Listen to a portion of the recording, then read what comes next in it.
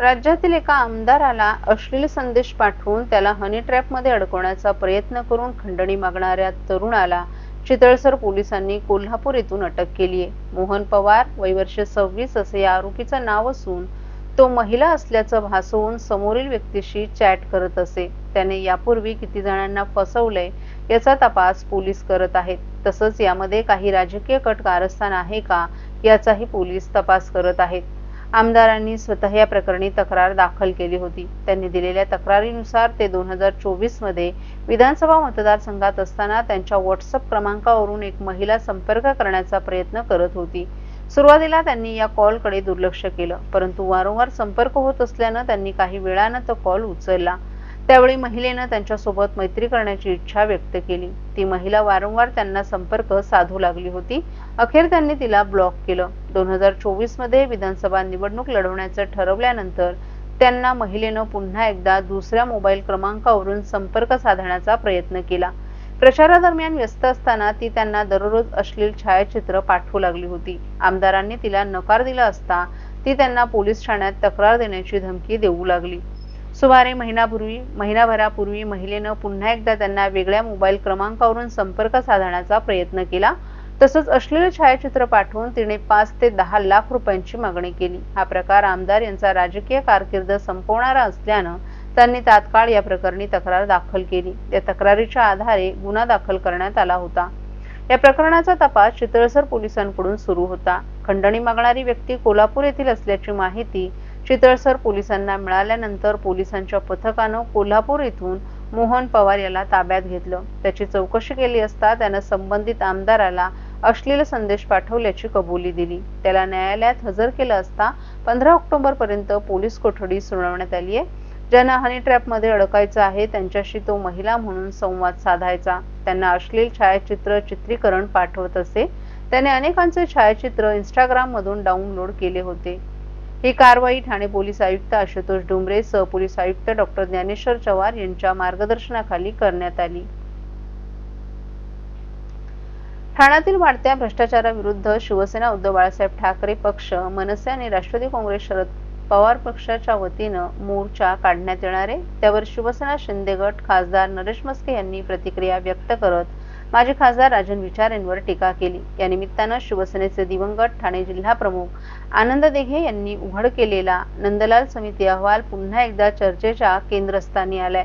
शिवसेना शिंदे गटचे खासदार नरेश मस्के यांनी या आंदोलनावर थेट निशाणा साधला. ज्यांना आनंद दिघे यांनी अधिकृतपणे भ्रष्टाचारी ठरवलं तेच आता भ्रष्टाचाराविरोधी मोर्चा काढतात. हे जगातील 8वं आश्चर्य आहे. दिघे यांनी जेव्हा नगरसेवक आणि अधिकाऱ्यांच्या भ्रष्टाचारावर बोट ठेवलं तेव्हा त्यांच्या शिष्य म्हणवणारे लोक आज उलट नाट्य करतात असं मस्के यांनी सांगितलं. दिघे साहेबांची आठवण आणि आरोपांचा इतिहास धर्मवीर आनंद दिघे यांनी आपल्या काळात ठाणे महापालिकेतील भ्रष्टाचार उघड करत 41% कमिशन घेतलं जात असल्याचा आरोप केला होता. त्याच पार्श्वभूमीवर तत्कालीन मुख्यमंत्री मनोहर जोशी यांनी नंदलाल समिती नेमली होती. समितीच्या अहवालात काही नगरसेवक आणि अधिकाऱ्यांवर गंभीर आर्थिक अनियमिततेचे उल्लेख होते.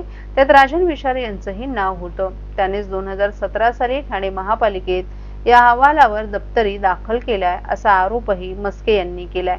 दिघे यांनी ज्यांच्यावर भ्रष्टाचाराचे ठोस आरोप केले तेच आज भ्रष्टाचार विरोधी मोर्चे नेते बनले असल्याचंही त्यांनी सांगितलं.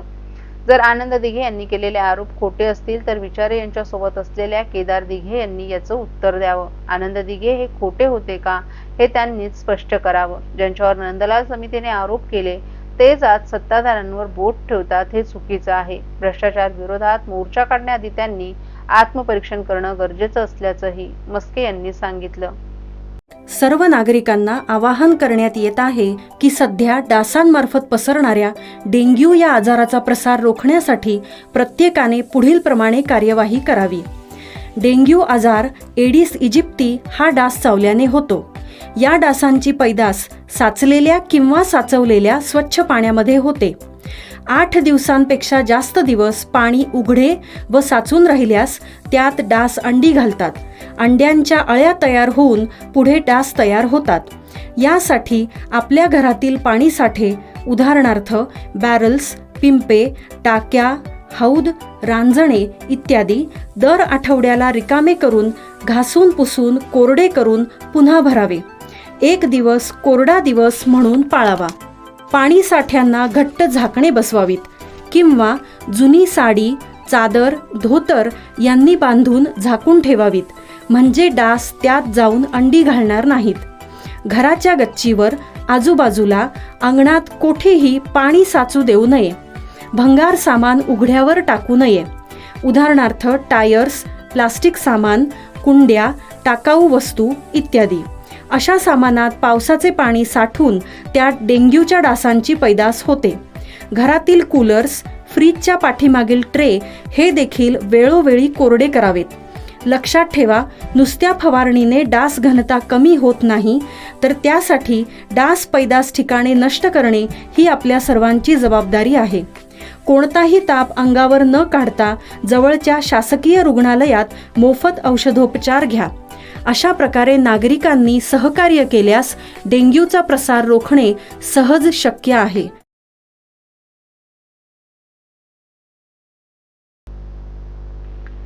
राष्ट्रीय शहरी आरोग्य अभियानांतर्गत काम करणाऱ्या कर्मचाऱ्यांना सरळ सेवा भरतीनं सामावून घेणं, डाटा एंट्री कामगारांचं मानधन वाढवणं, सफाई कर्मचाऱ्यांना किमान वेतन, पालिकेच्या निवृत्त कर्मचाऱ्यांची देणी त्वरित देणं, हिरानंदानी इस्टेट येथील रहिवाशांना नागरी सुविधा उपलब्ध करून देणं, माजिवडा येथे लोढा गृहसंकुलात पावसात शिरणाऱ्या पाण्यापासून मार्ग काढणं आदी विविध प्रश्नांवर खासदार नरेश मस्के यांनी ठाणे महापालिका आयुक्त सौरभ राव यांच्याशी चर्चा केली. आयुक्तांनी सर्व मागण्यांवर सकारात्मकता दाखवून मागण्या मार्गी लावण्याचं आश्वासन दिले. ठाणे महापालिका आयुक्त सौरभ राव यांच्या दालनात खासदार नरेश मस्के यांनी भेट घेऊन विविध विषयांवर चर्चा केली. यावेळी हिरानंदानी इस्टेट फेडरेशन, लोढा गृहसंकुलातील सोसायटीचे पदाधिकारी आणि पालिकेचे अधिकारीही उपस्थित होते. राष्ट्रीय शहरी आरोग्य अभियानांतर्गत ठाणे महापालिकेच्या माध्यमातून गेली अनेक वर्ष कामगार ठाणेकरांना आपली सेवा देत आहेत.